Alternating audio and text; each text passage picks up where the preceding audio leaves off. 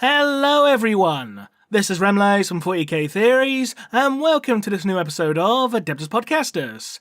Unfortunately, Tactica Imperialis can't be here this time round. It happens, she's busy with her daughter, I'm sure all you parents out there will understand completely, but do not worry, I'm not alone, for joining me this week as our returning guest is none other than WarGamerGirl. Hello, thank you for having me. Thank you for coming on, it's good to have you back. So how have you been? Busy. 10th edition came out since I think we last spoke, and I've gotten quite a few games in on that. Keeping me busy. In fact, I'm in a tournament this weekend. Oh, what army are you playing? Astra Militarum, of course. Good girl. Everyone loves the Guard. Yeah, it'll be interesting, especially with the new data slate updates. I think we got some really good stuff, so hopefully I don't walk away with the wooden spoon, but if I do, oh well. As long as you have fun, that's all that matters, right? That really is, and I kind of enjoy tournaments for that reason. So far, my experience has always been really positive, and you get a bunch of games in, you get to try, going up against different armies, and being in a timed environment really helps you to know your rules. So I think it's really good. Absolutely. Right, so in the news this week, it's mostly Age of Sigmar related. I'm sure you're all aware because as of time of recording, tomorrow will be the pre-order date or the release date, one or two, for the new edition of Age of Sigmar. So obviously there's a whole bunch of faction focuses that came out. I'll be honest, neither myself nor Miranda are too well versed in Age of Sigmar, so we'll probably skip over a good chunk of it, to be honest.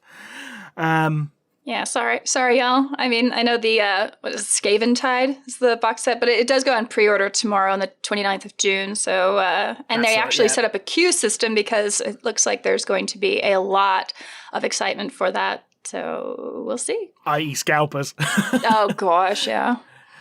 Hopefully they would have figured out the queuing system and actually done it properly this time, because the last few times they tried to implement it, it kind of failed miserably.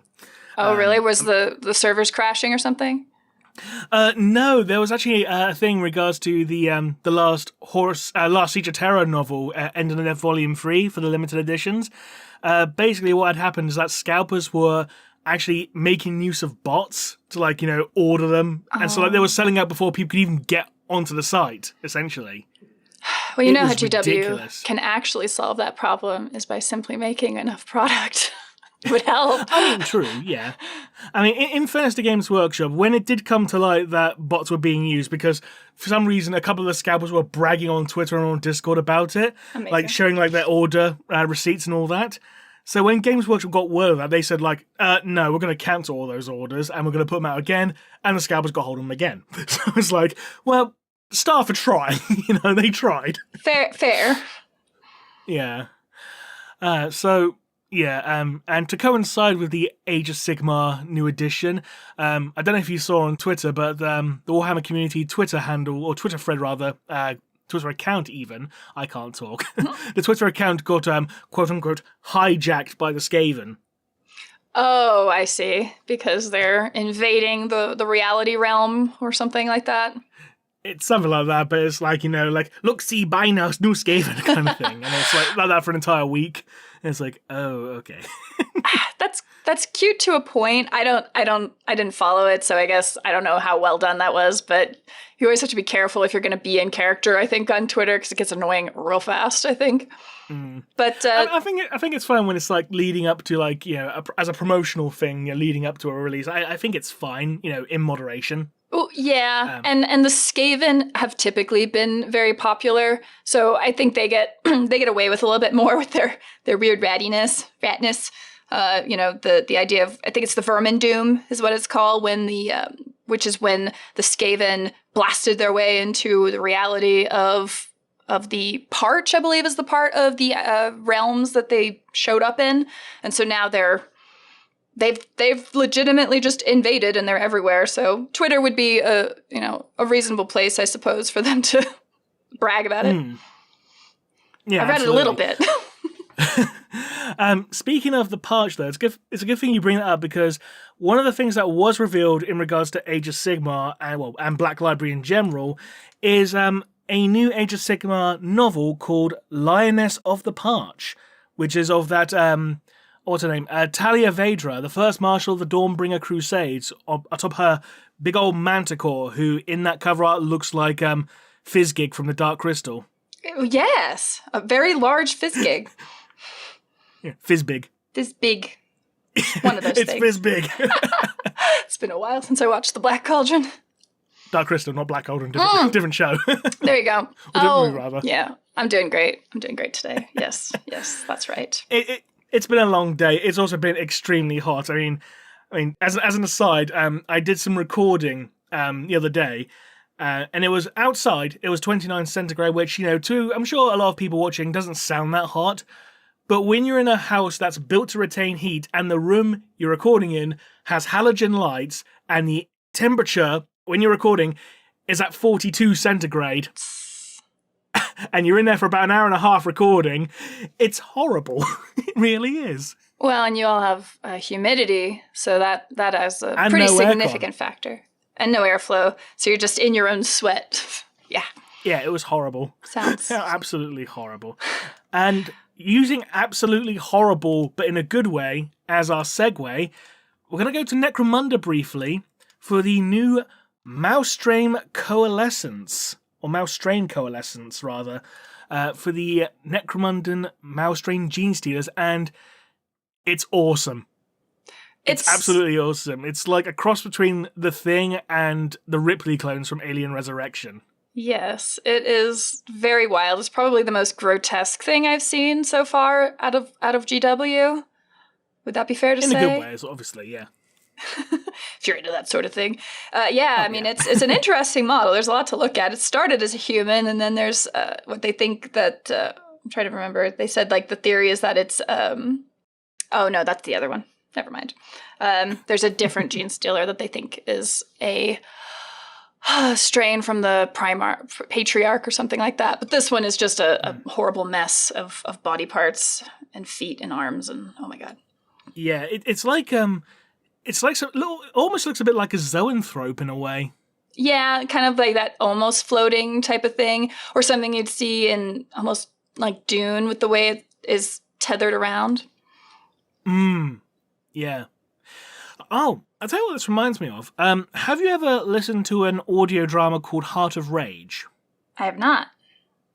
Right. The basic premise of that story is that the Blood Angels are called upon to deal with a Tyranid hive ship that's been found just drifting, lifelessly in the warp. It's been brutally wounded. It's been wounded in a ship battle, and it's just been drifting off into nothingness.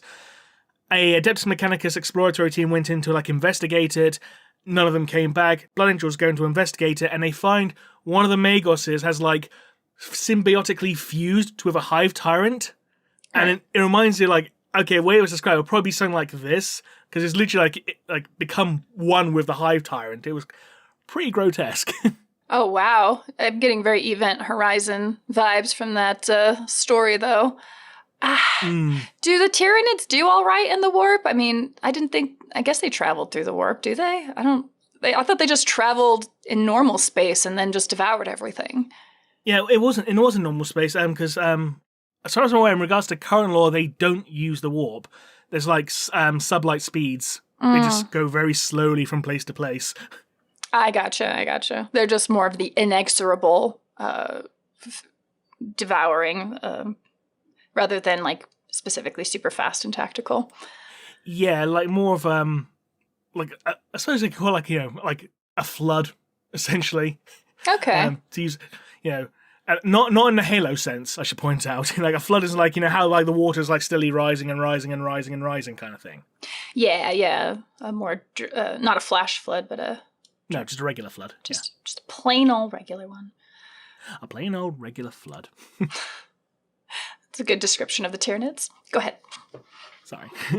And sticking with Necromunda, we also got some DLC for Necromunda for the Coveted Cache campaign, or scenario rather.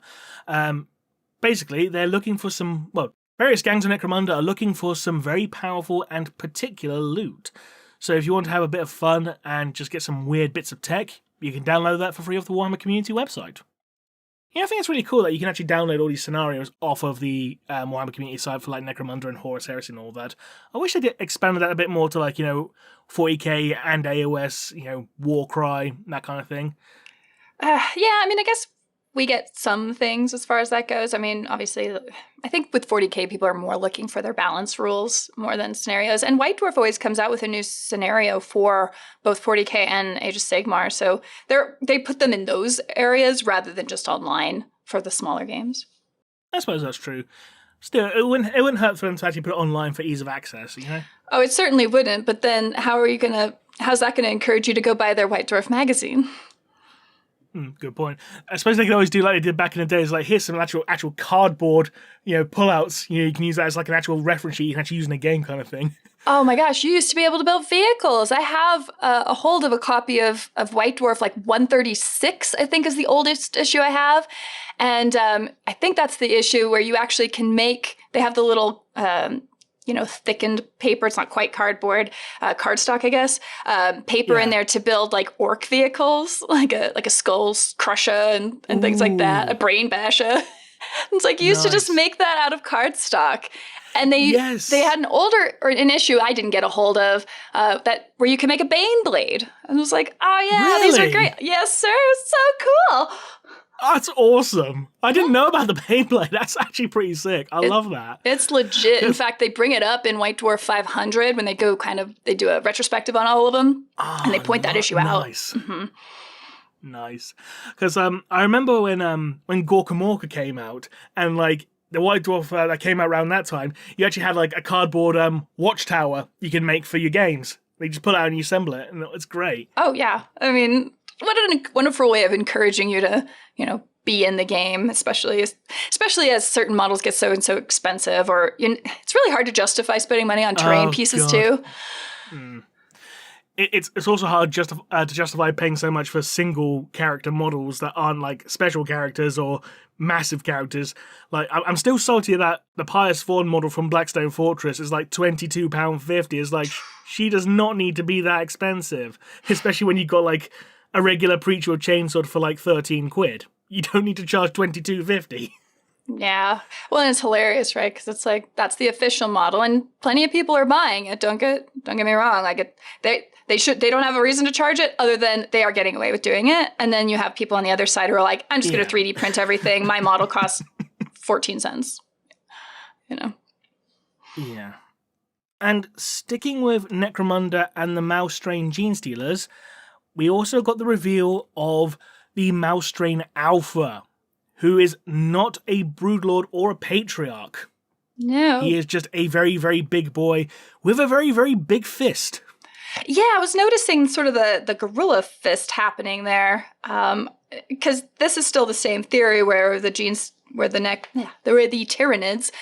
can adapt to whatever their environment is, right? And so this one is born with specifically intending to use that fist for something. I'm just reminded of that one joke from The Simpsons. I'm sick and tired of these jokes about my giant hand. The first occurred in 1973 when... Yes, exactly. Just had written on his palm. Exactly. I mean, he's a beautiful looking model, very reminiscent of the Broodlord from Space Hulk, but this one was like a descendant of a patriarch or something. That's the current rumor is that he is a direct descendant of the original Patriarch, because the Mouse Strain are not normal gene stealers. They're basically mutant gene stealers in a sense. Mutant gene stealers. Yeah, because the catastrophe that happened with Hive Secundus, it basically effectively corrupted the gene stealers as like a genetic level, but not like chaos corruption. It was just like, good old fashioned radiation and toxins, essentially. Oh, interesting. Well, it seems almost redundant, right? Because the Tyranids mutate constantly as part of their adaptation. So this is like a different kind of mutation. So do they maladapt to things as a result? I think this is more a case of like uncontrolled mutation versus control mutation. Because when they adapt, it's a control mutation, but this is uncontrolled, so... There's no hive mind behind it. That we know of, at least. Ooh. So mysterious. Hopefully we'll find out some more soon when Hive Secundus comes out finally, but yeah, I love this model. It's beautiful, and again, I love how all these mouse-strain gene stealers look like they got cordyceps. You know, the fungus. Oh, with those little polyps and stuff. Yeah, and like, you know, the way the spines like kind of spiral up a bit. Yeah, it's an interesting look. Yeah, I love that infected look about them. It's great. Does make them look a bit off. Not quite nurgly, but a little bit nurgly if you paint it right. Yeah, very, very creepy as well. Like, in a good way. Like, well, I say good way, because of course these all look good. Yeah, but like, I love that they're not just rehashing the same old Gene Stealer molds for Necromunda. I love they're actually doing something different. I love that fact. Yeah, like, that's true. They're actually making an effort, and I think Necromunda just keeps knocking it out of the park when it comes to model sculpts. Like, it's pretty much just banger after banger after banger, not burger after burger after burger. If you know, you know. Wow. Well, how long's Necromunda been around at this point? I mean, it's a pretty old game, right? For this edition or since the inception? I guess for this edition. This is 3rd edition. It came out in 2017. Okay. So we've had 7 years of... That is a very good lifespan. 7 years for a game, that's really good. Well, AOS is getting a new version. They started in 2016, a year older, I think. And this is like the 4th edition, I think it is now. Yeah, something like that. All the companies went away from telling you the numbers. They're always like, the new, so that you never know. And so it's been hard to keep track of. But yeah, that sounds about right. But really, like, no, I guess that's true. I don't know. I don't follow AOS, so I guess 4th edition, but definitely going to be an interesting lean-to. So Necromunda, 7 years. Yeah, that does seem pretty good. And do you expect a new edition of that to be coming out around the corner? Or is that going to be a ways off, in your opinion? Considering that they're regularly putting out like campaign books and stuff, I think it's going to be a while if we get a new edition. And then again, we might get a rare case where this might be the quote-unquote definitive edition, where they just stick with this and maybe add the occasional, you know, errata or something, or update to the rules. I mean, if it's not broke. Well, yeah, exactly. And I think it's doing well enough sales-wise that you don't need to keep, you know, reselling, you know, new editions, so people need to keep buying new codices and all that all the time, because people are buying the campaign books, which give you the additional updates, like they're kind of drip feeding you in a way, I suppose. Okay. I mean, I could just see that from GW's standpoint, as how many resources do they put toward that when they have their really big flagship games like AOS and 40K, and then you've got so many side games now with Kill Team and Warcry and Necromunda, and then all their board game stuff. So I could see them not necessarily being focused on trying to reinvent that wheel, which is really good for the players if you're enjoying this edition. Oh, yeah, absolutely. It's also interesting that we've also had like 5 different starter sets for this version of Necromunda as well. Oh. Because you got the standard Necromunda Underhive, which had Goliath and Escher. Then you had Dark Uprising, which was Palanite Enforcers and Corpse Grinder Cultists. Then you had Hive War, which was Escher and Delac. And then you had Ash Wastes, which introduced vehicle rules, and that was Orlok and Ash Waste Nomads, who are riding the giant fleas. And now you've got Hive Secundus coming out, which is going to be Mouse-Trained Gene Stealers and Van Saar. Okay. Oh, goodness. So much going on. Vehicle rules, huh? I think I read a bit about that in a White Dwarf a while back, because they had a campaign where you were driving up to a gate that you had to break through. Yeah. And I just love the fact that the Ash Waste Nomads, they didn't actually use vehicles. Again, they just used giant bugs. Oh, yep. I remember seeing those in there too. Creepy. They were great. They're like squished grasshoppers. Again, I was thinking fleas. Yeah, that's probably more accurate. But I see grasshoppers more than I see fleas. But yes. That's a good thing. Yes. And speaking of small things that are good, more plushies. Oh, yes. So many plushies. Yes. Games Workshop are teaming up with the toy company Tomy to release a whole bunch of new plushies.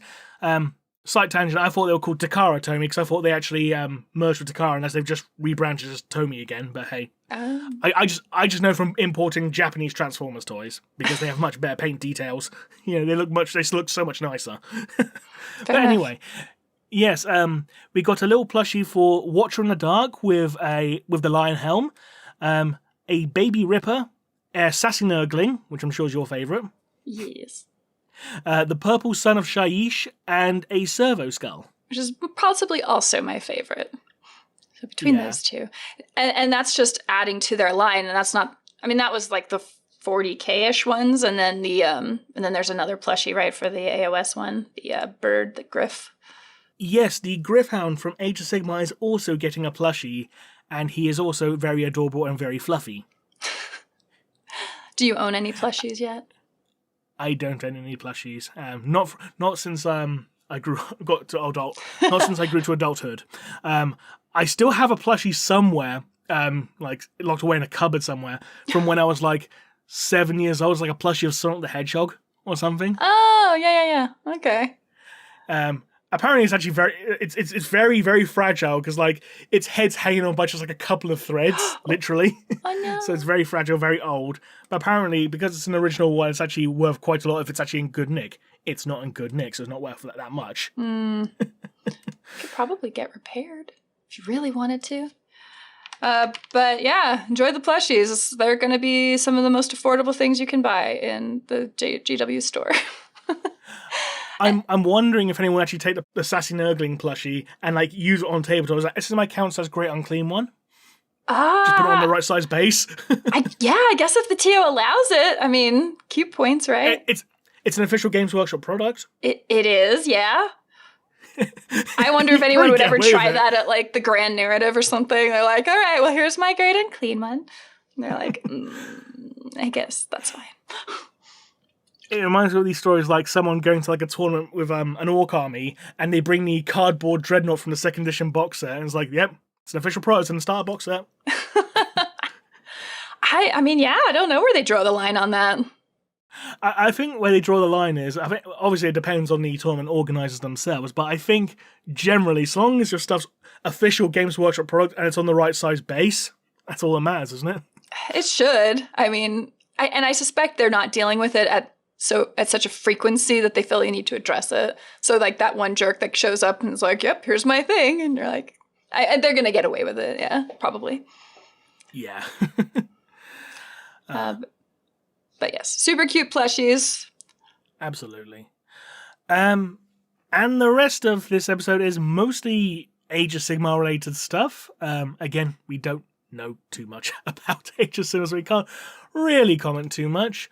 Well, let me ask you, I don't know if you saw the rumor engine from the June 18th one.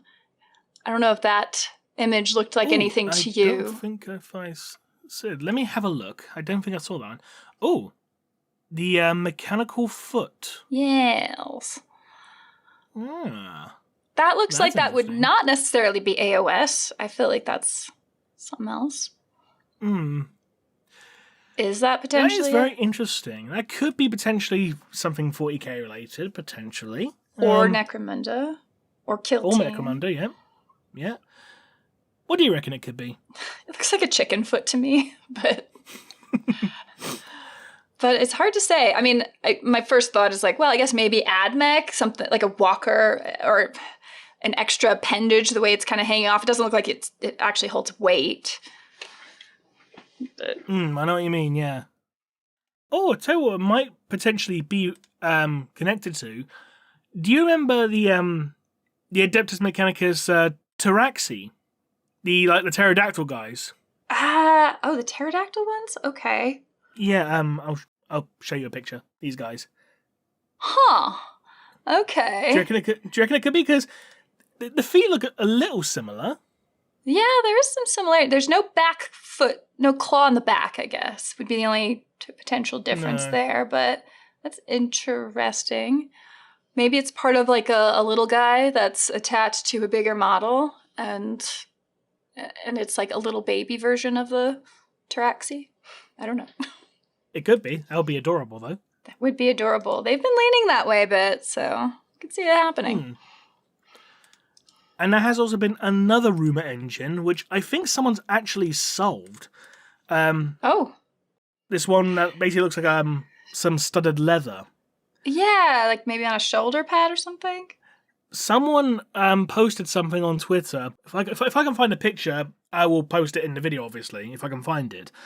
But basically, someone pointed out that it's pretty much identical to what Goblin Wolf Riders had, or something to that effect. Oh. So it might be a new grot character for AOS, maybe, or something to that effect. Oh, a grot character? Okay. Interesting. Yeah, as in the AOS goblins, not 40k grots. Right. It's confusing. It's confusing about identical grots, names. Yeah. old Sigmar, whatever, new stuff. Okay. Well, I guess that one may be solved. I'm curious when that one will come out, and we'll know. Yeah. Aside from that, there's not much else really in the news. Some Horus Heresy and Legions Imperialis stuff went up on pre-order, as did the map for the Sanctum Imperialis from Siege of Terra. It's like a big leather map. I don't know if you've seen these, Miranda, but I do love how these actually look. That they look so upper class. Yeah. Because that last those seem really effect, nice. You definitely frame that. Those are really beautiful. I have to respect that. I've still never played Horus Heresy, but I know there's a lot of love for it. I mean, now's a good time to get into it, considering that the second edition's out now, so it'd have like a ways with the rules. It's... How many different GW games do you find yourself playing at any given time in your life? Generally it's like one at a time, really. Because there's one point when I was playing 40k exclusively, then there's one point I was playing Fantasy exclusively, there's one point I'm playing Necromunda exclusively. I don't really play multiple games at the same time. And I feel, and I'm that way too. And I think that a lot of folks are that way. And so, like, I've just been doing 40k right now, and it's like 30k theoretically would not be a big difference, but it's enough of a difference where it's a whole new army, it's a whole new thing to paint, it's still a different set of rules. Like, it feels very overwhelming very quickly, where I'm like, but I already know this one, I could just go play this. Whereas if I'm not doing that, now I'm spending time just learning the other thing, and then you feel like you get worse at the first game you've been playing. And so it's like, I find myself picking one game at a time. Now I know people will do multiple games, or they'll have like a big game and a smaller game, say Kill Team or Warcry or something, and it's usually linked to liking, say, AOS or 40k, and they do the same kind of game comparison. But it feels like too much to keep up with for me. And so, 30k is like one of those where I'm more of an appreciator. Same with AOS, and Necromunda, and Kill Team, and Warcry, and all the others. It's like, I know the one rule set. I feel pretty good about that. I'm good. I'm good for a while. Fair enough. Yeah, I know exactly what you mean in that regard. It's like, too many rules, too many I can do this in 40k. I can't do this in AOS. I can't do this in Necromunda. I can do this, and it's like, Well, yeah, so then you're confusing the rules, but also, like, how much time do you have in a given life? I feel like everybody's gotten more and more busy, and I don't think and then I don't think game rules are as, like, simple as they used to be. We were talking about the 90s. What was that? Like, 4th edition, 3rd edition, 2nd edition 40k?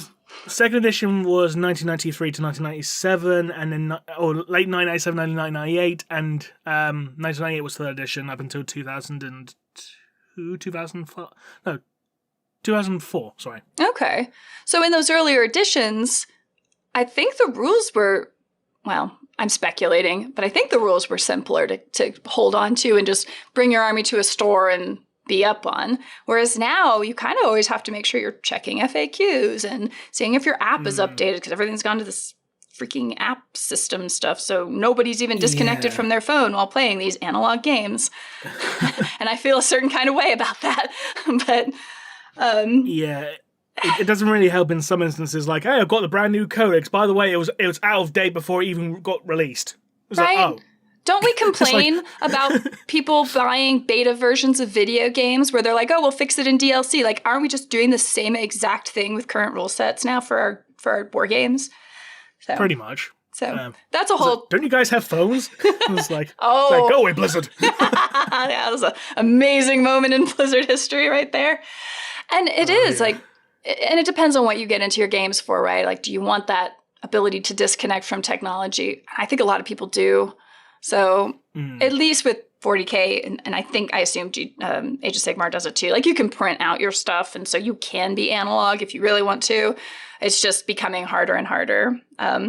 And so it also gives an excuse to constantly be changing things, though. And so your dedication to one game, it kind of feels like it demands a lot from you. So if you work a full-time job and you have a family and then you play this one game, like, you've kind of just maxed out all of your capacity, potentially. Oh, God, yeah.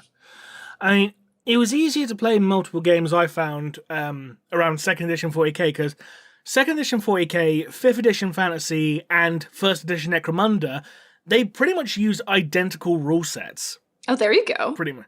Because, all the stat lines were identical. Had, movement, weapon skill, ballistic skill, strength, toughness, wounds, initiative, attack, leadership, and all that.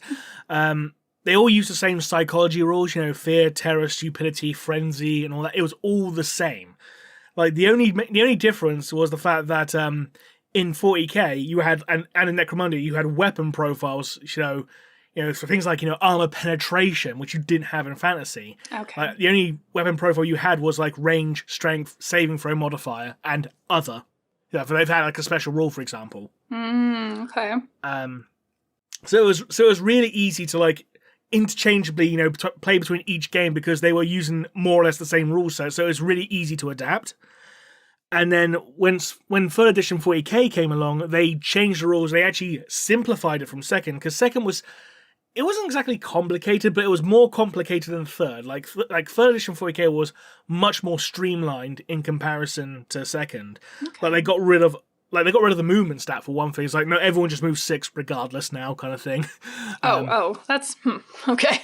Weird choice. Yeah, because obviously, in 2nd edition, humans and orcs, they moved 4, Eldari moved 5, Genesteers moved 6, squats moved 3. So it's like, if you're playing squats in 2nd edition, you're like, you're very slow. Oh my goodness. Your running speed was about the same as a Genesteer's walking speed.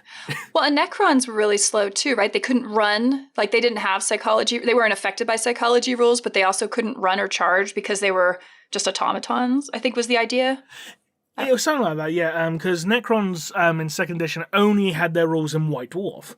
And that was right near the end of 2nd edition's lifespan, because there was only 4 Necron models, 4 types of Necron models, I should say, available in 2nd edition. And that was the Warrior, the Lord, the Scarab, and the Destroyer. And the Destroyer is not even the same one that's out now, because you know how the Necron Destroyer is basically, a guy's basically like a Centaur Necron hovercraft thing. Yeah.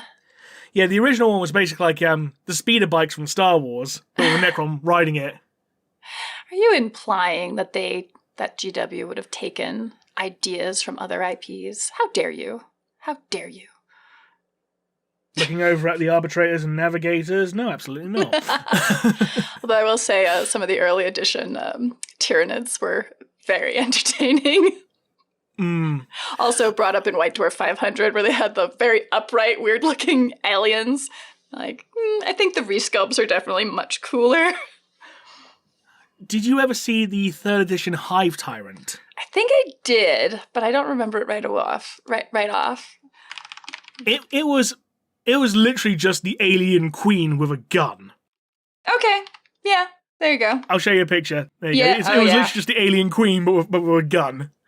What, they gave her hopes? Or you can call it some weird barbed penis, I don't know, whatever you want to call it. Yeah, someone was the angle doesn't do it favors. about it. What a bizarre model.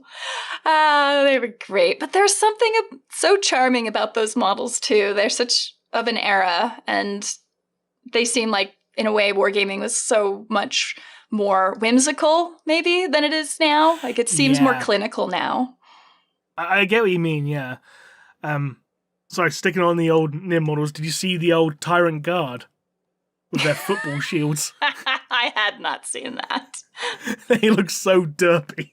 That is a wonderful model. He looks like he's ready to fan himself in the hot weather.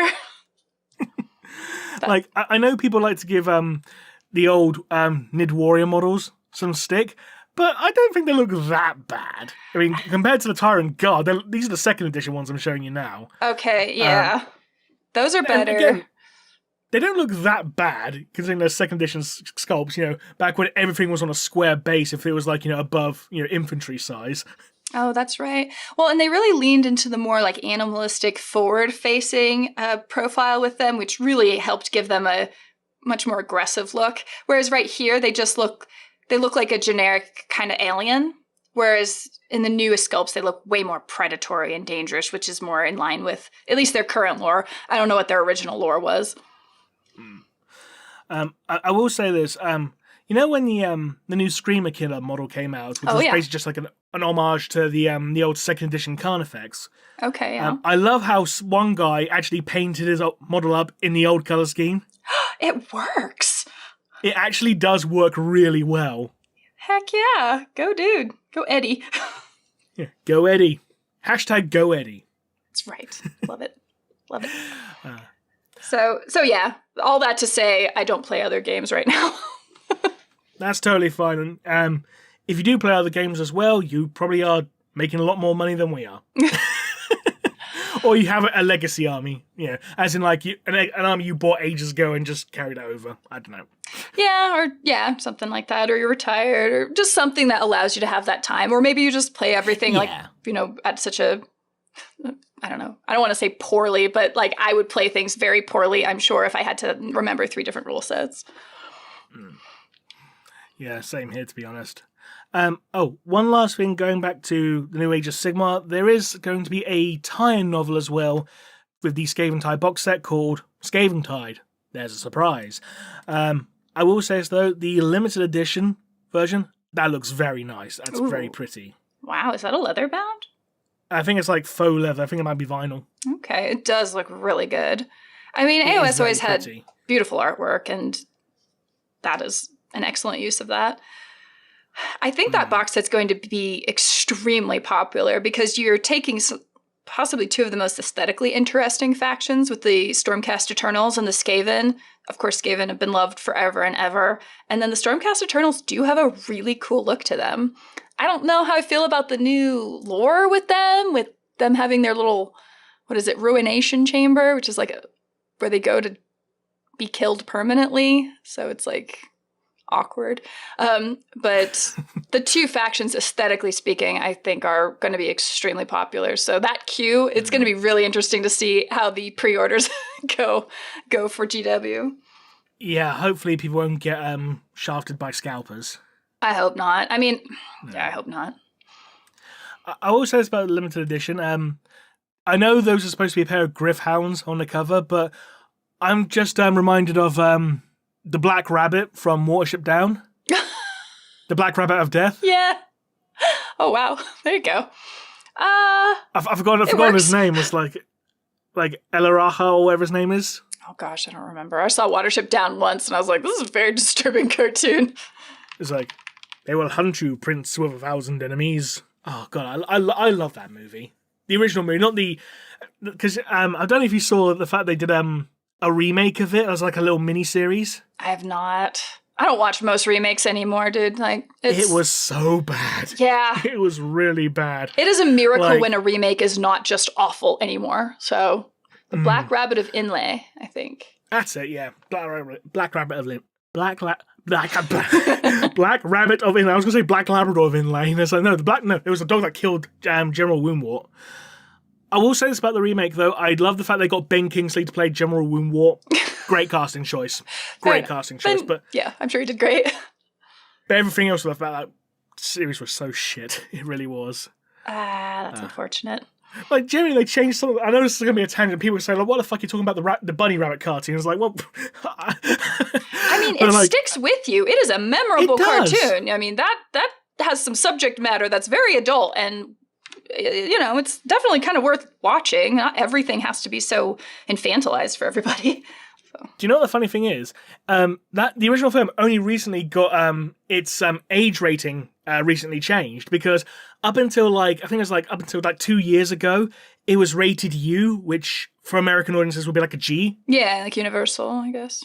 Yeah, and only now it's been changed to, I think it's changed to a PG now. But considering you watch it, there's scenes of psychological horror, violence, bloodshed, swearing. Them 'Cause kids there's a are scene where different the back in seagull- the days. Well, you grew up in the 90s, right? I did, yeah. Okay, so we both did. I mean, we know the animal snuff films of that era. And then, yeah, those older cartoons. Animals of Farthing Wood, anyone? Yes. So, I mean, that was kind of just the time. And I don't know. It was designed, I think, to make kids maybe a little bit more resilient, in my opinion. Yeah. So.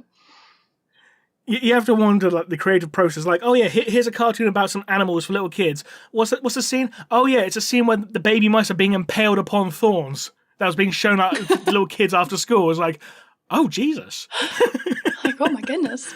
Well, I mean, there's some dark stuff in life. Better to see it in a cartoon than have to experience in real life. Holy cow. Holy cow, indeed. And speaking of dark, grimdark, hey, Warhammer. Warhammer. Oh, yeah. Have you watched, I don't know if you're subscribed to Warhammer Plus or watch much of their, animations. I am not a subscriber, no. Okay. So I haven't seen any of their animations. I've heard things, like I heard the animation regarding the Eldari craft world, like with the Spirit Stones and the Wraith Guard. Mm-hmm. A friend of mine watched that, and she said that it was actually genuinely a really good story. Oh, nice. Which she said was quite rare for Warhammer Plus. It is. Like, they've got really great animations, but whatever the story team is, and I don't feel bad, like, giving crap to it because nobody gets, like, it's the Warhammer story team. Like, no one person gets credit for anything, so I don't know who's writing it, but It gets really weird. The Pariah Nexus was a huge disappointment, but I'll have to check out the other one with the craft world. I'll ask Fiora what episode that was, because she was the one who told me about it. But she said it was actually genuinely a good one, so... That's nice. Yeah, there you go. Nice to hear. Yeah, good old Grimdark. It's been... And I don't know if you would necessarily want to go here with the conversation, but I know it's been kind of a thing mentioned lately about the grim darkness of 40K and, like, you know, what do they do with Slaanesh? Because Slaanesh is such a complicated kind of heretical god. And how do you even represent that on the tabletop while trying to be supposedly, like, accessible to all kinds of audiences? Have you seen that? Funny enough, I've not heard about that, no, but in regards to how you do Slaanesh on tabletop these days, I think Age of Sigmar did it really well with the Hedonites of Slaanesh army. I don't know if you've seen those models. I don't remember them, but I'm sure I have. I'll look them up. Slaanesh. Like, for example, they had that special character who was like, you know, the really big fat guy on his big chariot, basically like representing Slaaneshi corruption as, like, you know, excessive, you know, of gluttony, you know, representing sin that way. I'll send you a picture of him. 1 second. I think I might have found it. Is it that guy? Yes, that yes, guy. Yes, it is. Snap, yeah. Okay, that's an interesting example. Yeah. A vibe I'm kind of getting off this is like, I'm sure you've seen the film 300. Yes. The way they depicted, like, Xerxes and his harem and all that. Yeah. I'm getting kind of a vibe like that from it, which I think, you know, does work quite well aesthetically. For the Hedonites of Slaanesh, I think that works really, you know, the whole exaggerated, you know, what's the word I'm looking for here? It's not aesthetic I'm looking for, something else, but that whole, you know, overemphasis on, you know, certain traits. Like, you got, like, you know, the fat guy, obviously, and you got, like, you know, the just indulgence, overindulgence in a specific thing. Overindulgence, that's the word. Yes. Okay. Thank you. Yeah. Okay, I could see that. So AOS seems to have a good take on it. Yeah. And in regards to, like, you know, making things, like, quote-unquote uncomfortable or, like, you know, effectively borderline fetishy in a way, the Slangors, I think, handle that very well, because obviously they've got, like, you know, very stereotypical, like, stuff that would be very much associated with bondage, like, you know, the quote-unquote, the gimp mask, the thigh-high boots, you know. The, all the vinyl leather coverings. Yeah. So, like, there's implication there, but it's not necessarily explicit. Okay. But there is you can get the implication there, you know. So I think Age of Sigmar actually handles this very well, and considering that the Emperor's Children, they recently got a like an index list for download off the Warhammer community site. That also means the implication that they're going to get you know, an actual standalone codex at some point, which means, you know, considering that Slaanesh is a big part of their story because they're, you know, the Legion of Slaanesh effectively. Yeah. I don't think they're going to get rid of Slaanesh by any means. They may shift the aesthetic somewhat to, like, try and, incorporate other forms of excess, because the stereotype with Slaanesh is like, it's all sex, drugs, and rock and roll. Right. That is the stereotype. Which is admittedly a fairly low resolution understanding of Slaanesh, right? Because it was like, it's excess to the point of being bad, is my understanding. Yeah, it's basically it's excess, pleasure, pain. Mm-hmm. Those three things, essentially. Excess is primarily pleasure and pain. So like, from excess comes pain and pleasure. Okay. So I think they might move to incorporate other forms of excess. Now, excess does not necessarily mean, it doesn't need to be sexual, but it also doesn't need to be drug related either. It could be literally anything excessive. So like, excessive, like, gluttony, as we saw earlier. Yeah. Excessive greed. You could have like an Emperor's Children character whose like armor is completely covered head to toe in jewelry because he's excessively, vain and flamboyant or whatever. Yeah. You could have a very fat Emperor's Children. You could have someone who's more stereotypically, like rocking the bondage gear, as it were. You could also lean into the more quote unquote edgy goth teen look, as it were. like with the Infernal and Rapturess. Okay. I'm playing a harp with the ligaments in someone's spine, kind of thing. The tortured artist, the misunderstood musician kind of thing. You could go in that direction as well. That's right, because the the rock marines, what the hell are the noise marines? They're Slaanesh, yes. Right? They are, yeah. Yeah. Things will get loud now, and I will say this: like, I do love that the current noise marine, the classic noise marine, is the very embodiment of like 80s hair metal. 100%. With his guitar gun. That's an amazing paint job. Love the leopard print; it's so perfect.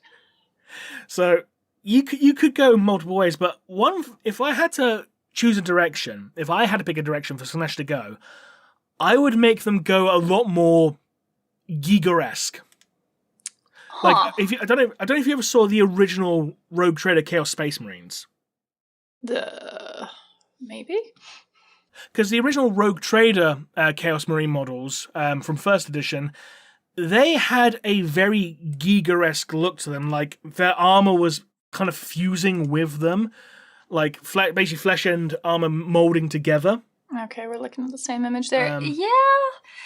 Ish. So, I mean, the thing is, Geiger is very sexual in his aesthetic, and you don't necessarily get that vibe here, other than maybe from the paint job a bit. A bit of definitely the mechanical stuff, the tendrils on the middle guy there, somewhat. What is it, like tubes? A lot of use of tubes. Yeah. So yeah, I see what you're saying. It's different, though. I suppose the term I'm looking for is like biomechanical. Yes. Okay. I think that might be a better terminology. Because considering that, Slaaneshi Marines are trying to find any form of stimulation, regardless, whether it's like, physical stimulation, mental stimulation, you could have like emphasize the body horror aspect of it, of having like, like you can have like, I don't know, maybe having like they're peeling their faces off kind of thing. Very much like with some of the Drukhari homunculi stuff in a way. Okay, yeah, you could definitely go that direction. I mean, that definitely seems on brand for Slaanesh. Yeah, because that way, I suppose the best way to describe it is like people think Slaanesh is just, like a porn film, where in actuality it's like Hellraiser. Yeah, there you go. The Cenobites would be a reasonable example of that. Yeah, we have such pleasures to show you, and the guy's literally having his skin like peeled off his body. Mm-hmm. Exactly. So if you want to emphasize like the horrific aspect of Slaanesh that way, you could, and that way you're also not worrying about like oh hey penis, Yeah, just a lot of uncomfortable bits on the sprue there. Yeah. That we already have another game for that. It's called Kingdom Death. So. But how would you do it out of curiosity? Well, I mean, it's an interesting point, like the idea of the body horror aspect of it, like, maybe removing parts of one's body or like replacing them with weird things. It seems like that direction would be right. In the gluttony thing, it feels a little tired, but it does work because it is an excess to the point of being obviously bad and unhealthy and all of that. But Slaanesh is like quite horrifying. And so to me, body horror is probably one of the most horrifying things. Like I don't watch it because it freaks me out. And so I guess I'd go that direction. Yeah, I think that could work really well. And it still fits with like, whole 40k grimdark aesthetic, if not more so, because like body horror is like, oh, that guy's peeling off his own face and eating it. Oh dear, kind of thing. Or he's feeding it off or peeling it off and feeding it to someone else who's like looking for an excess of other things, or wearing the skin of something else, or something like that, where there's this this deep driven need in an individual type of person and worshiper of Slaanesh that they need to feed to the exclusion of anything else. And yeah, so it seems representative there. There's be some extremely creepy models, and I feel like we should bring back psychology rules if we're going to do that. Oh God, yes! Like bring back things like fear, terror, frenzy, stupidity. Bring them all back. I lament that they are gone. It is so sad to me. I love the psychology rules. They're one of the best bits about the game. It's like, aha, you can't make my unit flee because it already has fear, and it's immune to fear-causing creatures. And terror-causing creatures just counts causing fear, so fuck you. Well, even aside from a rules set, just trying to be representative of a game, right? It's like, okay, well, here's some guardsmen. Anyway, there's this horrifying Tyrannifex over here. Go charge them. And they're just like, really?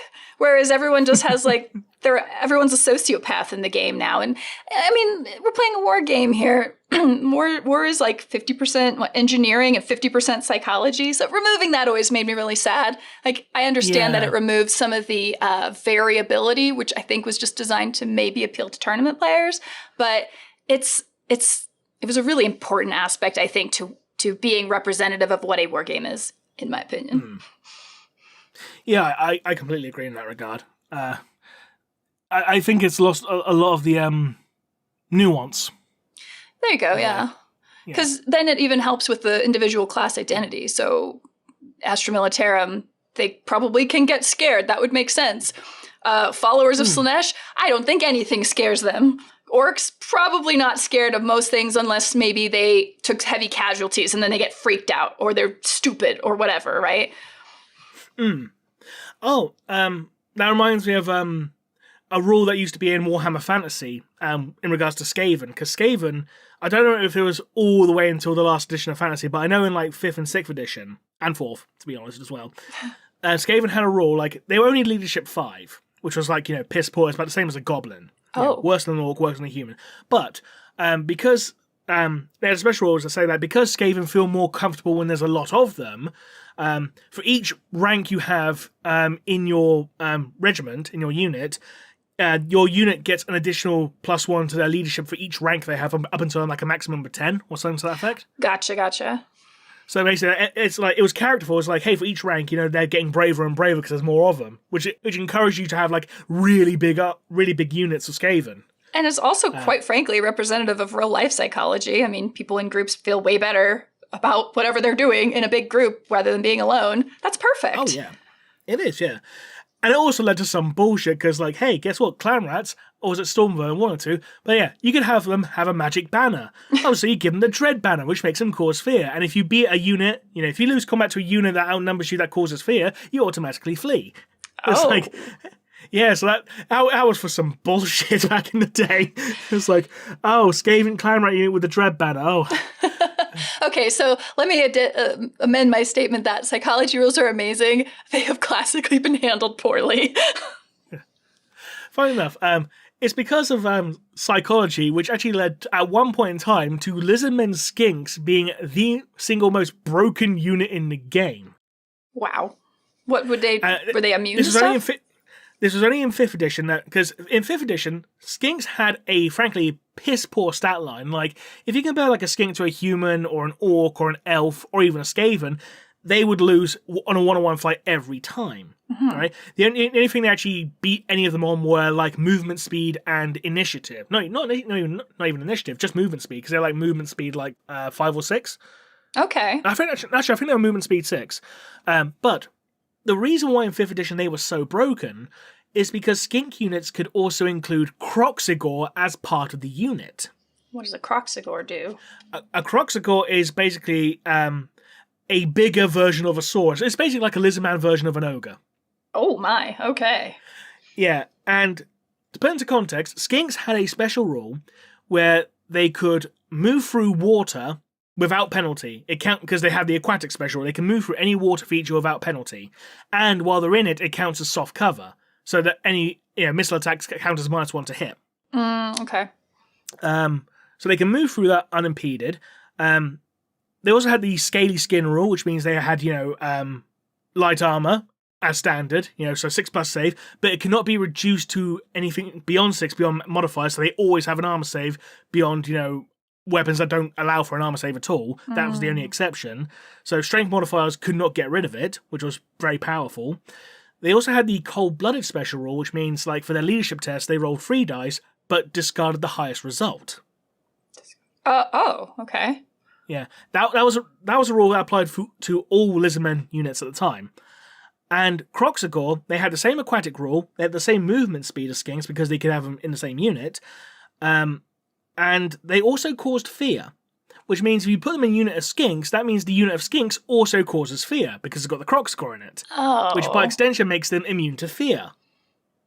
And by extension terror as well, because terror-causing creatures only count as causing fear to fear-causing units. Oh, goodness, okay. Yeah. Now, Croxagore, they were armed with double-handed weapons, which gave them +2 strength. And Croxagore had 4 attacks, if I recall correctly. 3 of them at strength with the double-handed weapons and 1 at base strength. And I think that base strength was 5 or 6. No, I think it was 6, actually. Strength 6. Seems pretty good. Yeah. So with a double-handed weapon, which adds +2 strength, that's strength 8. Oh, wow. And because they have such low initiative, they were going to strike last anyway unless you actually charge. But because they have movement 6, that means they have a charge speed of 12, they can actually charge things very, very quickly. And they can also fight at the same time as the skinks in the front rank because they're so big that they should just reach over them. So you can have, if you have a unit of 5 across, 5 deep, whatever, and you have the Croxagore behind the skinks at the front, that means you have 5 skinks fighting and you have 2 Croxagores fighting. And they're causing fear, and if they beat the unit, they have to flee, right? Correct. If they outnumber them, yes. Okay. Which they have to outnumber them at the end of combat. That's correct, yes. Okay. Now, Croxagore Scaly Skin counted as heavy armor, but it counted also as a 4-up save by default, rather than 5-up. Okay. Oh, interesting. And they were toughness 5, so they were very, very hard to take down. So basically, this unassuming unit of skinks, you had the numbers from the skinks, and you had the Croxagores just hitting like a truck. And being immune to fear, and moving full speed, and getting 12-inch charges. Yeah. Yeah. Okay. To put it in comparison, the movement speed of an Imperial Knight, as in Knights Panther, Knights of the White Wolf, etc., a horse had a movement speed of 8, but because their riders had heavy armor, that also reduced their movement speed by 1, so they had a movement speed of 7. So this unit was moving nearly as fast as cavalry. Actually, no, to put it, a better example. Dark Elf Cold One riders. Cold Ones had a movement speed of 7. Dark Elf Knights had heavy armor, so their movement speed was actually 6. So they were actually as fast as Cold One Knights. Yeah, that just seems like some bad rules balancing, frankly. That's crazy. Yeah, and the thing is, people didn't realize how broken this was until right at the end of 5th edition, because it really spiked up right at the end at tournaments, because people just realized, oh shit, this is actually really powerful. It's the most broken unit in the game, and it got so powerful, it was so broken that when 6th edition came along, they changed the rules in the codex. So skinks can no longer rank up unless you're using a Southlands list, and they can no longer have Croxagores in the units. Yeah, that seems like they realized how broken it was. Well, I mean, and the original rules said, I'm sure people were just I don't know, this sounds fun. They weren't balancing for tournaments. That's a more recent thing.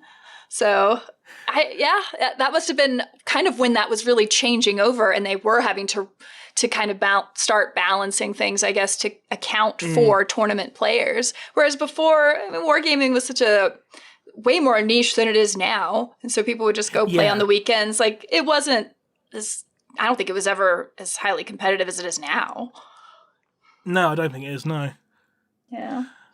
It has gotten really competitive as of late, but, some people like it, some people don't. Some people just play for fun, Play however you want to play. That's what I say.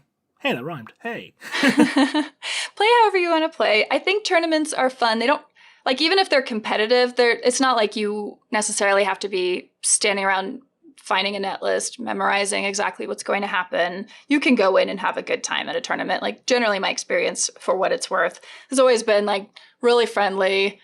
People know not to be jerks, and it's a really good way to get multiple games in. But it's also a way of just getting out there. I found that I get way more games in, and I have more fun if I just go ahead and screw it, I'll sign up for a tournament, and that way I know I'm going to play some games, and it gets me out of my shell more. If you just never participate in it, I feel like I get really inward and hiding from the world kind of.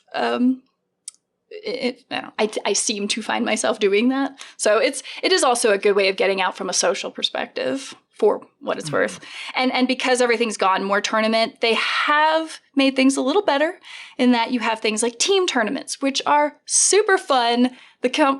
The competitive level of that is all over the place. So generally it's pretty chaotic. And I was in a team tournament at the beginning of June, and I had a blast because we were able to share things like our stratagems. So I was Iron Hands and Imperial Guard sharing Oath of Moment, and I was giving orders to Space Marines. They just do weird things like that, which make it pretty fun. So it's not to say just because it's a tournament, it's always going to be the hyper competitive scene either, for what it's worth. Fair enough. Oh, one thing I also wanted to ask recently. Did YouTube ever sort out the issue regarding your Gaunt's Ghost review? No, I had to refilm it. They took it down not because of any of the content of the Gaunt's Ghost review, but because I had, as part of my little outro, because it was a live stream, I'm playing Jill Valentine in a cosplay as just part of my outro. It's a series of scenes. And because I had this airsoft gun on it, YouTube flipped out and was like, oh, you had a live firearm. And we can't tell the difference between that and anything else, and pre-recorded or not recorded. And so, we had a whole fight with YouTube, and they said, piss off. They treated Iron Warrior cosplay even worse, though. So yeah, I saw that. Oh, you're using a real gun. He's a scripture of him holding this, to scale bolt, which is bigger than him. It's are you sure it's real? I love what he's doing. He's trolling YouTube so hard right now. Man, more power to him. But yeah, no, they're just hyper obsessive and very selective. Because again, you can find live reaction videos of, say, the Deadpool trailer. Turns out there's guns in that, but, YouTube doesn't care about that. So they just pick and choose, and it is what it is. But we re-recorded it, and so that's actually out. I'm going to be doing my next Gaunt's Ghost review, hopefully here in maybe a few weeks. I don't have a time yet, but that'll be over on my channel. So I'm trying to go through all of the Gaunt's Ghost books in general, and I'm reading Ghostmaker right now. I assume you've read them. It's been a very long time since I have. The one it I turns remember, out the first one was written in 1999, so I can understand that. Yeah, I actually remember when the issue of White Dwarf actually gave away a little, the first couple of chapters, in a little mini novella thing. Yeah. I don't know if you actually remember that at all. That was mentioned in White Dwarf 500 is the only reason I know that, where they announced that they had a snippet from Dan Abnett's book. There was another one, too, they put in there. Yeah. God. I'll try and find if I found a picture of it. I'll post a picture in the image. Yeah, because it was basically this. If it loads up, come on internet, it's only 300 kilobytes. Ooh. Yeah, it was a little version of that came with an issue of White Dwarf, but it was only the first. No, it wasn't even the first couple of chapters. It was a random selection of 3 chapters. I think it was chapter 1, chapter 5, and chapter 9 for some reason. Oh my gosh, just to really confuse you. Yeah, because it covered when Gaunt arrived on Tanith, and his subsequent evacuation. Yes. And then I had the scene of the planetary governor, drinking some coffee, and one of the other guys oh, this recap's unbelievably disgusting. Good stuff. Yes. And there was another scene, and I can't remember which one off the top of my head, but that's what I basically remember from that. Well, it's quite a delightful series. I think it stands up so far. I've technically read through 3 of them, and I really liked the third one because I believe that's the one where they really evaluated really dug into all of the actual Ghosts characters and their experience on Tanith. Was that Necropolis? I don't think... What is Gaunt's Ghost Book 3? I will tell you. It is called... Yeah. It is Necropolis. Okay. Yeah. So... Hey, I was right. I think that is the one that had... Hopefully I'm not totally speaking wrong here, but that had the Eldari. Yeah. And they had this weird psychic field that was causing everyone to go to see shadows of their past or and ghosts from like Tanith and stuff. So it was interesting. I think that was 3, but I could have it wrong. I'm rereading 2 now. So the one book I remember the most from that series was Blood Pact. And I won't go into spoilers in case you haven't read it. But I will say this. I will say this though. The main reason I remember it is because there's an entire B plot about cakes. Okay. That's the only reason I remember it. It's like there's an entire B plot about cake. It's like, okay. Interesting flex, but fair enough. Oh, that's book 12. Yeah, it's going to be a little ways for me on that one. Goodness. Well, when you get to there, you can describe it as like, oh yeah, and there's an entire subplot about cakes. Thanks, Remleiz. You told me about that. I'm just going to send you a random tweet. Like, well, I know about the cakes. The cake is a lie. No, wait, that's a different thing. Or is it? Oh my gosh. Spoiler alert. Well, since you recently reread the first Gaunt's Ghost book, would you like to recount your experiences to any listeners who may not have read it? Obviously, don't go into full details because you did an entire video yourself. So, like a Cliff Note version, if you want to, obviously. Sure. Yeah, you can definitely check the full review out over on my channel because I do give a summary of it and then talk about things I specifically liked in it. But it is a dense story. I mean, I would listen to it on Audible, so it's just an audiobook version, and it's a 10-hour read is the way that's described. So it's not very long, but the way it's laid out feels like going through an entire season of a television show. There are so many things going on. You get introduced to lots of characters who, impressively enough, do end up having like a unique enough personality that they're mostly memorable, even though by the end I did not remember everybody's name. But the ghosts are interesting. I like Gaunt a lot. The first one has a lot of major things going on. They don't jump you into a whole origin story. They just give you little snippets back to how he got a hold of the Tanith Regiment. But Gaunt's already a commissar. I want to say I think he's like 40 in the first book. I mean, he's already had experience. And you have to deal with this galactic, the imperial hierarchy and corruption within that. Surprise, surprise. And the changeover of war masters and what schisms were caused within the higher command over that, and the infighting and how that jeopardizes the Imperium's mission for trying to take back the Sabbat worlds. Because the whole thing, I don't know if all of Gaunt's Ghosts is set in it, but we definitely start with the Sabbat worlds in the Pacificus Sectorum or something like that of planets. Mm-hmm. I don't know if that was just invented for these books, but it's very rendered. And so it's all taken by chaos. So Gaunt and his ghosts are constantly fighting chaos. He's up against Chaos Space Marines. He's dealing with, the internal nonsense. There's 4 assassination attempts against him. But it plays out just so long. Like you feel like you've had this epic journey by the end of this book. So yeah. Cliff Notes, Gaunt, he has control of the ghosts now. It's not his first regiment, but there's internal resentment because when Tanith died, because chaos came and destroyed it, which you learn in a later book is kind of like due to incompetence by higher command. So there's that issue. Yeah, sounds like the Imperium. Yeah, exactly. But the thing I like about Gaunt that made him so interesting is that he's not the type of commissar you think of in the game of like, well, you're just there to help control the morale of the men and shoot somebody who's trying to flee, and the very Soviet version of a commissar. Like Gaunt actually cares a lot about his men and tries to plan and strategize around preserving human life and not just funneling it into the enemy just to overwhelm them with numbers. But he's also dealing with commanders who do have that approach. And the description of how war is done, like, was actually pretty interesting to see. And he has 2 huge engagements in that book. There's like one major engagement where he's fighting off, Chaos Space Marines early on, and then at the end, the big MacGuffin of the book, he ends up discovering that on Menazoid Epsilon and having a huge fight, and also fighting against like other regiments because there's members of the Imperium who want Gaunt dead.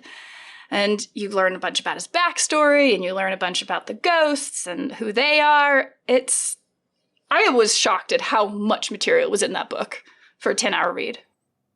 So would you recommend it? I would 100% recommend it. Actually, I would recommend it a lot for people who might not even be into 40K, because I think as a general book, it is actually just really well written. Not well written for a 40K book, but just a genuinely enjoyable book to read. Just generally good book, yeah. Yeah.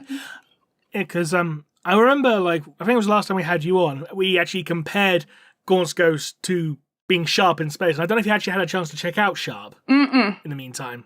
Not yet. If you get a chance, try and check out a couple episodes of Sharp, and you'll probably see like the similarities, like in like theming and vibes generally. Yeah, that's right. I do remember you showing me some of that. Yeah, because Sharp is just basically Gaunt's Ghost, but in the Napoleonic War. Okay, that probably would actually make a lot more sense now too, as I go through the Ghost series again. And I mean, obviously, so Gaunt it's popular, is basically Sean Bean, so which makes him even more likable.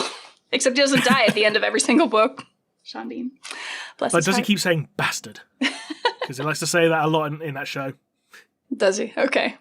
There's literally, I think someone's actually made like an entire compilation video of Sean Bean just going bastard over and over again from that show.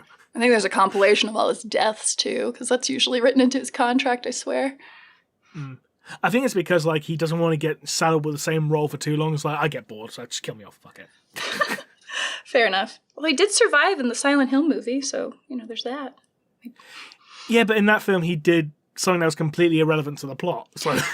Yeah, apparently that was a whole thing with that. Apparently the original story didn't have him in it at all, and they had to like kind of shoehorn a second story into it to make the movie work. There's a new movie coming out. It's going to be based on 2. Oh, God. I am excited. I did not hate the first movie. I thought it was actually quite good for a video game movie especially, but... That's the caveat for a video game movie. It's true. And it definitely has problems. But it's not a bad movie either. And the same director is in charge of Return to Silent Hill, which is going to be based on 2, and I'm a little nervous just because Silent Hill 2 is possibly one of my favorite video games of all time as a story. So we'll see. We'll see if justice is brought to it. I don't know. Sorry, that's not 40K topic, but it's interesting. You're fine. Don't worry. I was just saying, like, seeing that in regards to Sean being just being shoehorned in there, reminds me of like when the Americans released Godzilla, the original 1954 movie, and they just shoehorned scenes like an American actor in it to make him look like he was there. Yeah, that was great. I mean, it's hilarious, but... Like, I am totally here, guys. Trust me. Which is why I'm never in the same scene with any of the other characters. I'm just always off to the side. You see that a lot in independent films now, too, because more and more actors are actually, like, available for hire. Like, John Cusack is in, like, weird random indie films, but he's just recording in, like, a room by himself, and then he's just added to the movie, and they're like, yes, we have John Cusack in our movie, and you're like, kind of. But, yeah, it's crazy. For some reason, I can just see Bill Murray doing that. Oh. I have no idea why. Bill Murray's reputation is, I don't know that I could see him doing that. Yeah. I mean, I just remember hearing the stories, like, there was one guy just, like, sitting at McDonald's eating his lunch, and Bill Murray just walks up to him, steals some fries off his plate and says, no one will ever believe you, and walks off eating them. I heard that story, I have. Unfortunately, I've heard more... more... he did show up randomly in Zombieland, so... Yeah, his regret of Garfield. Garfield. Everyone regrets Garfield. But going back on track. I learned the other day how Skaven, well, not how Skaven are made, but one of the ways Skaven are made. I didn't know people turned into them. Did you know that? Oh, is that a new Age of Sigmar thing? It is. Well, it was one that I read in White Dwarf 501. So there's an article in there called The Ravening, which comes off the description of the Vermin Doom, which is the Vermin. I keep wanting to say Vermintide because amazing game series, by the way. That's what I think of. But yeah, Vermin Doom, where the Skaven have crashed into reality. But there's a whole story of some Age of Sigmar guards at a stronghold after the Skaven invasion has come in, and I guess that blight they bring with them causes this. If you're in that environment for long enough, people start turning into Skaven, and that story is of him turning into a Skaven by the end of the story, and it's creepy and horrifying because I feel like we're going to start seeing models that maybe represent that. That's actually pretty cool. I like that. It's dark, it's creepy, and it kind of makes sense, right? Nurgle's influence. So there you go. They were once human. Some of them were once human. I don't know if they all were. Yeah, I don't think they were in fantasy. I'm pretty sure in fantasy they were just mutated rats. If you go by the story from the Doom of Khazvar, which are like a human dwarf city, like humans and dwarves living together in one city is like, oh, let's build a big tower to thank our gods for the plentiful harvest in our fields and the potatoes underground and all that. Mm-hmm. And some guy comes like, hey, I can finish your tower in a day. All I ask is to put a bell on top. Okay, and it's a bell that tolls 13 times, and then all the dwarves get eaten by giant rats, and then the humans go and it's like, hey, let us in because all our crops are fair and you got potatoes. Oh, now all the dwarves are dead. And now we're being eaten by giant rats. Whoops, the end. There you go. And the implication is that city became Skaven Blight, so... Ah, okay. What is that, a skitter bell? A doom bell? What is the bell Screaming called? bell, I think it is. Doom bell, okay. Screaming bell. Oh, there you go. Yeah, no, Skaven have great aesthetic to them. Very fascinating. It's what I love about dealing with them in Vermintide 2. And I guess I don't know if Darktide's going to start seeing that. I don't know if you played Darktide. I haven't played it yet, no. I still haven't got it yet. I've only recently just got a machine that could actually run it, so... What about a machine that can run Space Marine 2? Did you see the preview for that? I saw bits and pieces, and all I saw was everyone was going like, oh my god, the Reaver's got a great ass. Okay. You and I were looking at very different videos. That literally just people just like, holy crap, he's thick. That's all I saw from people's Twitters. Like, oh, he's thick. It's like, okay, what the fuck? Wow. It's just because from the new move animation, the Reaver, there's a bit where he's bending down to aim his gun or whatever, and it's the camera's right in on his ass from the trailers. Oh, fucking hell. See, it's not just for Stellar Blade. Space Marine 2 could be doing it too. It's if they zoomed him any closer, we'd know what we had for breakfast. Oh, goodness. Well, we all know it takes 36 hours. I don't know how fast a Space Marine digests food. Do they eat food? Is that a thing? I assume they eat food. Yeah, eat food, yeah. Yeah. Well, I know there's big... They can eat things that people can't, they can eat, well, if you go by what the novel Space Marine says, you'll be put off your food, because when they get their second stomach, the one that allows them to eat poisonous food and all that, or rotten food, there's a scene where the Imperial Fists are having a feast to celebrate this, congratulations, you got your new stomach, let's test it out, so... Yeah, here's some poisonous mushrooms. Okay, seems innocuous enough. A soup made from poisonous fish. Seems innocuous enough. And then we have some rotting corpses slathered in, and I quote, an excremental sauce. Amazing. Ian Watson, ladies and gentlemen. What's even the nutritional value of that? I know there's worry about the Space Marine 2 video game having too high a requirement for people's PCs. I don't know what it's going to take to run yet, but I'm a little worried. Yeah, we could potentially get a StarCraft 2 situation. I don't know if you remember when StarCraft 2 first came out, but it was literally melting people's graphics cards because they didn't put a limiter on the render or something. So it was constantly rendering to the point where the graphic card couldn't keep up and it just basically gave out. Whoa. Okay. I can see that. They had to very quickly patch that. Yeah, I bet. Otherwise, people are going to be sending them some bills. But, if Space Marine 2 isn't playable for everybody, they can just hop over to Darktide, because I love that game and I want everyone to play it. Although it's a very different game. I found an article in regards to it. Also, that was the actual picture from the Gorsk Ghost feed, but yes. Here's an article from Eurogame about StarCraft 2 actually melting graphic cards. Oh, goodness gracious. So this is actually a thing that actually happened. Well, when did that game come out? 2010. Oh, wow. Oh, yeah. That's amazing. Melting of that, you know? I mean, they get pretty warm now. We've got a pretty good one for an editing machine. It's like a 40-something. And it gets hot, like just in normal usage, just being on. So I can only imagine. I hope they don't. Yeah. I hope they don't have that problem when this game comes out. Maybe I'll wait a week just to make sure. Wait a week just to make sure that if there's any like game-breaking patch that might break your machine. Wait until that patch comes out first. The previews for it do look really cool. The swarm mechanics. They have a special engine designed to handle like hundreds and hundreds of swarming Tyranids coming at you. You can just flamer them all down. Like, it looks like it's going to be pretty fun. It does. Right, going back to books briefly, I haven't been able to read through more of Death of Integrity yet. I apologize for anyone who is looking forward to that. Sorry about that. But one thing I did get hold of recently is something that I didn't realize even existed until like a couple of days ago. And that was a pair of novellas that were released exclusively for the 40k Imperium subscription service. So like you can only get them with this magazine service. You can't get them off Games Workshop or Black Library, which is interesting. They're called Bones of the Martyr and Kjalmar's Skull. Now, what's interesting is that I had a quick skim through both of them, just like, you know, get an idea what they're about and all that. And they're both about Sisters of Battle versus Necrons, which is a very interesting matchup, I have to say. Because I don't think that's one we really see that often, because generally it's just Sisters of Battle versus Chaos, or Chaos, or Chaos. Maybe Nids, but or Chaos. But like, usually that, yeah. So I'm interested to see how a story of Sisters of Battle against Necrons will turn out. It seems like one book's written from one character's perspective, like from a Sisters of Battle character's perspective, and the other one's written from a Necron perspective, it looks like, from an initial glance. So that's a pretty cool idea if that's true.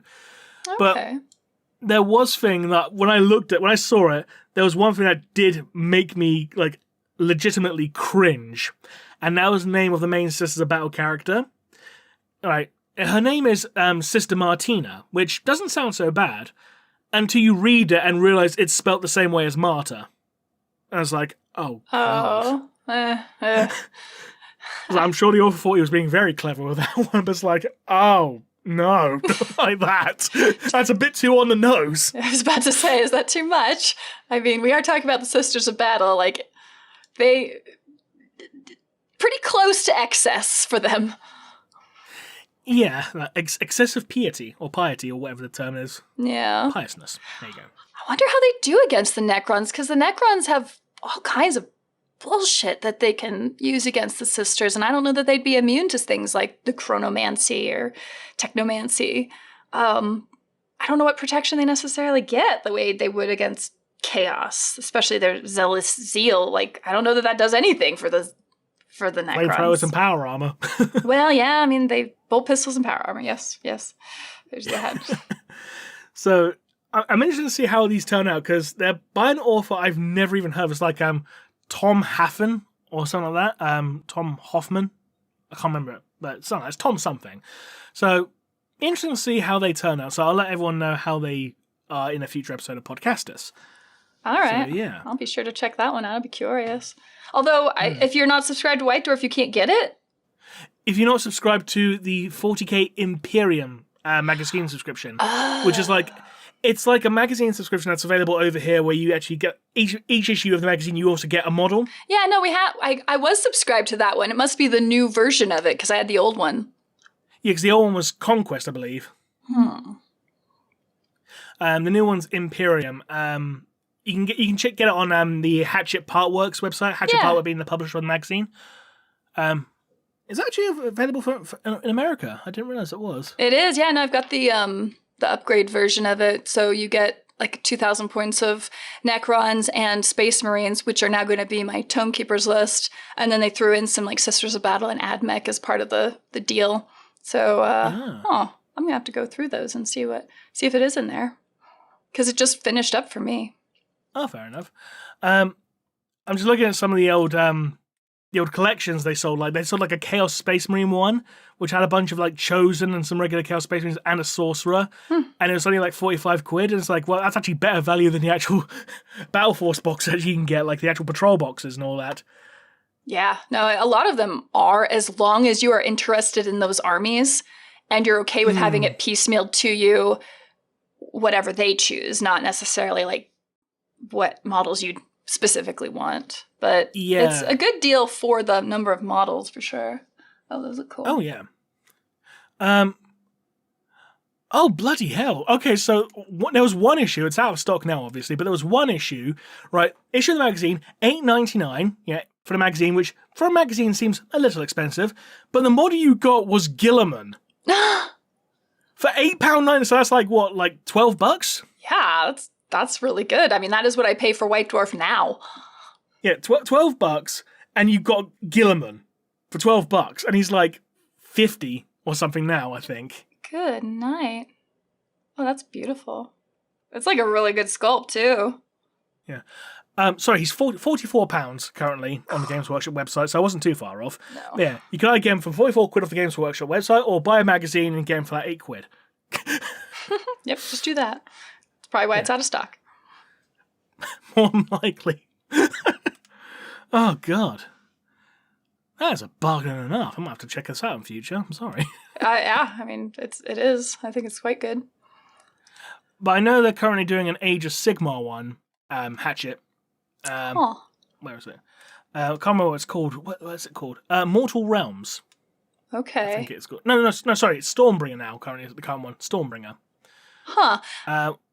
I wonder, that's current or that's going to be coming out concurrently with the new AOS? That's the current one. Oh, I don't know that that's good, though. They retired so many models. Looking at the Stormbringer stuff, most of the recent issues have been selling paints with the magazine, which is still a pretty good deal, in all fairness. That's true. The magazine gets a few colour paints with them. But they also seem to be focusing more on, like, character models. It seems like you can get, like, the Loon King for, like, $9.99. All right, that's pretty legit. Or, like, an Orc Mega Boss from the Iron Jaws for, like, again, for $9.99. 5 Stormcast Vanquishers, same price. Huh. That's... Okay, so if anyone wants to collect Age of Sigmar, if you can, get hold of it from the Hatchet Proudworks magazine subscription stuff, if you can. Yeah, those magazines, if you subscribe to them, are generally weekly, so just keep that in mind for the price point. Yeah, because there was 2 issues for an Age of Sigmar Gargant, the giants, but it was split across 2 issues, so you don't get the entire giant with 1 issue, because that would be a bit of a piss take, price-wise. So it's like $9.99 per issue, so for like, if you want to get an Age of Sigmar giant, you can get it for like 20 quid, which is still a bargain, in all fairness. Well, for sure. Because of how big they are, yeah, that's a bargain, yeah. Well, okay. Well, if a lot of those models are not actually retired, then I agree. That's a good deal. Although it looks like on their website, nearly everything's out of stock. A lot of stuff is out of stock, so bear that in mind. But there are some things that are still in stock, it looks like. True. Mainly the paint-related stuff. But yeah, if you can get hold of it, go for it, I'd say. Yeah, true enough. It's a shame they stopped doing the Legends collection, though. Because that's one thing I did get. The Legends collection was basically a collection of 40k novels. Like, so every month you got like 2 novels per month. Ah, a whole book club thing then. Yeah. So you got a really good selection of books, because you got like the entire Eisenhorn series, you got Ravener, you got a good number of books from the Horus Heresy series. Not all of them, obviously, because there's like 60 books in that. But you got like about 15, 20 books from that, including like Horus Rising, False Gods, Galaxy and Flames, the initial trilogy. Mm-hmm. You got the entire Night Lords trilogy, you got the Wordbearers trilogy, you got the Euroventress trilogy, you got the first 3 books of Gaunt's Ghosts, you got the Path of the Eldar series in that. So you got good stuff in that. Do you read the physical media then? Like, you don't read ebooks? I do read ebooks sometimes, but generally only when it comes to like books that are only otherwise available in paperback, because I hate paperback books. Oh. Like, I hate the fact you have to like hold them open, like your finger right at the bottom, to like hold it open. It's like, I hate it. With a nice big hardback, however, like its own weight holds it open, so it's not so bad. Oh my goodness! So how much shelf space is dedicated to to Warhammer novels then that are all hardback? Pretty much all of it. Oh goodness! I'll send you a picture later once I get pictures of them all if I can. That would be awesome. That's really cool. I never think about how popular the book series are. Like, they're a very important part of enjoying Warhammer, but you just see them in stores, so many, of a handful of books, the new releases or whatever. It's actually really easy to forget how many books there are in the Black Library. Oh, God, yeah. Like, there's literally thousands of them. And the interesting thing is, like, there are some books that were released that you can't get anymore. Like, in either physical or digital. You can't get them, some of them. Like, there was the Gothic War novels. I think it was like Shadowbreaker and Flashpoint, I think they were called. Oh. Yeah, you can't get those anymore. They were released in 2003 in paperback, but you can't get them anymore. Huh. There you go. Yeah. I think it might be because, like, oh no, this is a whole bunch of stuff that's since been retconned. Like, yeah, it's like, because it was about the whole Gothic War and 13th Black Crusade and all. No, 12th Black Crusade, sorry. So, like, yeah, it could be just out of. You think it's more out of date lore? Because it could also be rights issues. That's actually, that might be a point as well, because I think the author was Gordon Rennie, so I need to check to see if he's any of his stuff still available. Yeah, because I think I read a while back, specifically UK law had special ownership rights for authors, and that yeah, a bunch of Gordon Rennie stuff still available on the Black Library website. Oh, interesting. Okay, well, maybe it's something else, including his Cal Jericho stuff. That's on there, as is the Swords of the Empire. And the Vampire Count stuff. That's on there. I think the last... I know... Oh, what's that? Sorry, carry on. I was just going to say, I think the last time you and I spoke on the podcast, you had just read the Carcharodon book. And I remember you being very entertained by it. It was a very fun book, yes. Trying to remember which one. I think it might have been... what was it? Silent Hunters? The one where we went to Kimura. Yeah. Okay. Yes, it was, because it was the one that had the drug addict. Yes, that's right. and he was perving over Lilith Hesperix, and he was like, "Ew," not kick you in the face, kind of thing. That's right. Yeah. Oh. That's the one. Yes. Oh God, it's been that long. Jesus. Now I know there were a couple of books that were removed from Black Library's website, like the Blood Gorgon stuff. That got removed because apparently it was revealed that the author was had basically plagiarized another person's book pretty much for his entire novel. Oopsie. Yeah, and they got caught. So basically, they just ripped him, pulled his books from from Black Library. And there was one. There was one author. I think it was Paul Kearney. His Dark Hunter stuff that got pulled from Black Library due to, of all things, I think it was actually a lawsuit from Bungie. Oh. Because I think it's like Bungie were arguing something like, oh, the name of the book series, Dark Hunters, is too close to our Halo book series, which is also called Dark Hunters. I mean... And Games Workshop probably just went into like, fuck it, we'll pull it, we can't be bothered with this. Probably. Which then also they go means after like... other authors for the term Space Marine. But that's neither here nor there. No. But... before they pulled it, some copies of the book did actually escape into the wild. But I think there's literally like only 15, 20 of them in existence now. Because the rest were destroyed. It's got to have been scanned somewhere. It's on some dark corner of the internet. Someone, if you know where to look, I'm not going to say where, because, you can do your own research, legal issues and all that. So I have to say. But if you know where to look, someone has uploaded a PDF file of it. But I'm still looking for a physical copy. A hardback only. It was released in hardback. The book was called Umbra Summers. I'm sorry. But yeah, the book itself, pulled from release. Only a few copies that actually got independent stockists got out. So yeah, this one book is currently my holy grail. All right. It's my holy grail purely because there's only like 20 of them in existence, so that's my holy grail. I see. Yeah. So there you go, audience. Just hit up Remleiz whenever you see these. And by the way, I'm not paying £5,000 for it. You can fuck off. No. Someone at one point on eBay tried selling a copy of the Lehman Russ Primarch novel, the limited edition, for £5,000. Oh my gosh, did it sell? Well, I can't find it anymore, so either that or he took it down, so... Oh my goodness. It's like £5,000, so you can buy a car for that. Jeez, holy cow. Well, people do be silly. They do indeed, like plagiarizing. Alleged plagiarizing. Alleged plagiarizing. I apologize. You're right. So the old joke, like you can accuse anyone of anything as long as you say allegedly at the end. Allegedly. It's like with all due respect. No, it's not. Well, I guess we're caught up on news as well as some tangents. I don't know if you want to do questions. I don't know, but I could particularly help. Yes. Let's see if I can find some questions. So give me one moment. I want to click comments, not analytics, you silly YouTube studio. Right. We got a good number of questions. We got 5 this time. Okay. One's about Slaanesh, so yeah, we'll do that Slaanesh question. Yeah. How many more editions of AOS do you think Slaanesh will be imprisoned?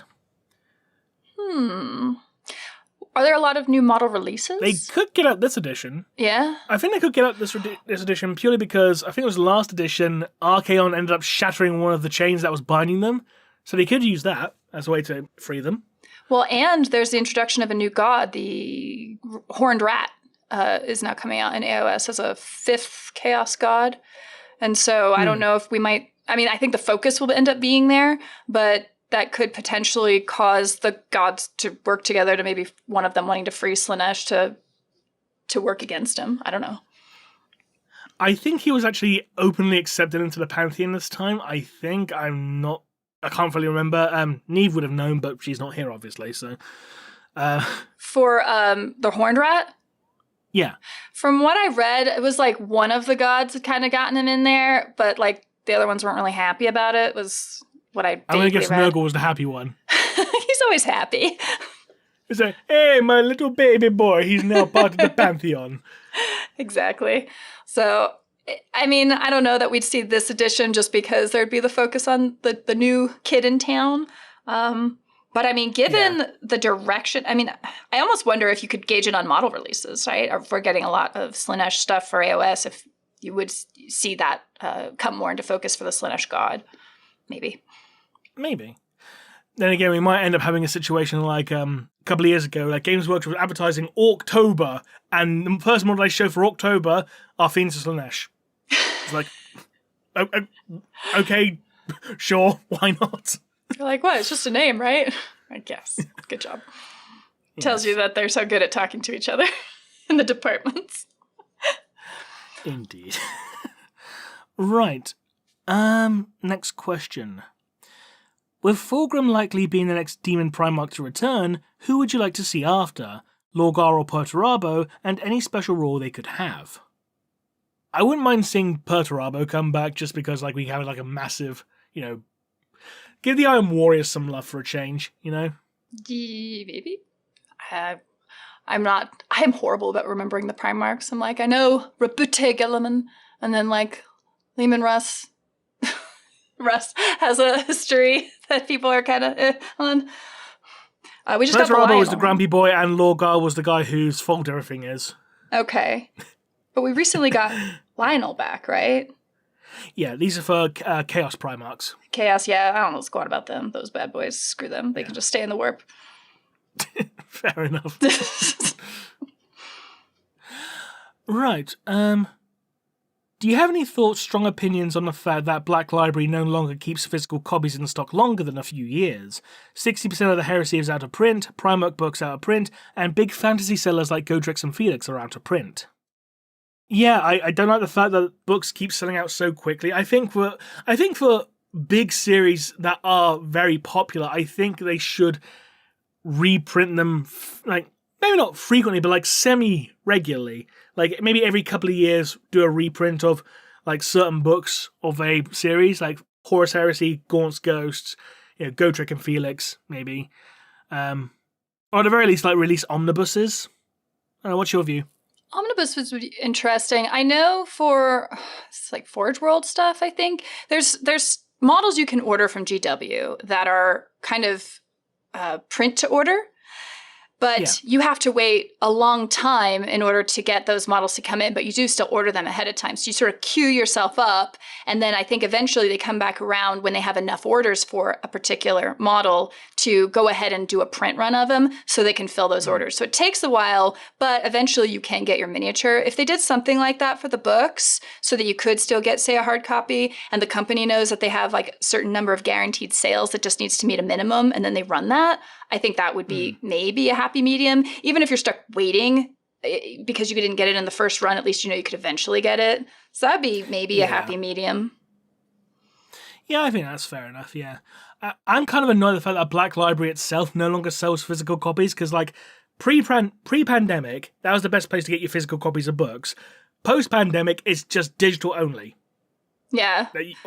Like, you can download MP3s of audiobooks or, like, ebooks, but you can't buy physical copies off Black Library anymore. You have to get it off the Games Workshop website, and it's just so much more annoying for me. But the lockdown's created so many excuses to reduce service across a lot of companies. God, yeah. And that is unfortunate. I think if there's enough, outcry for the physical copies of the books, it seems like they may listen to that. So go send them an email and say, hey, I want this. And if enough people do it, they might. Do like a rotational print-on-demand service. Like for this month, Horus Heresy books, print on demand, and like 6 months later, print on demand, Gaunt's Ghosts. 6 months later, print on demand, Gotrek and Felix. That kind of thing. Now, would that be only a hardback edition or only a softback edition, I wonder? Or I wonder what the options would be, because I feel like people would split on which format they'd want.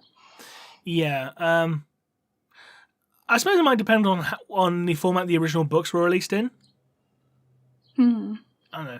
I mean, if it's released on both, maybe they can do it on both. I don't know. Like, here's like, print on demand hardback, print on demand softback. Who knows? So when a new book is announced, it goes up for pre-order like anything else, right? It does, yeah. And have you generally been able to get them, or have you found yourself locked out pretty quick on some of those pre-orders? I have.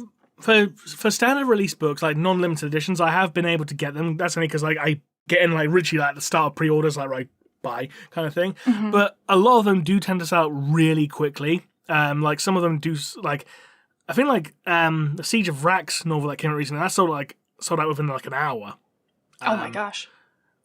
So depending on the book itself, a lot of them do sell out ridiculously quickly these days. Like this way.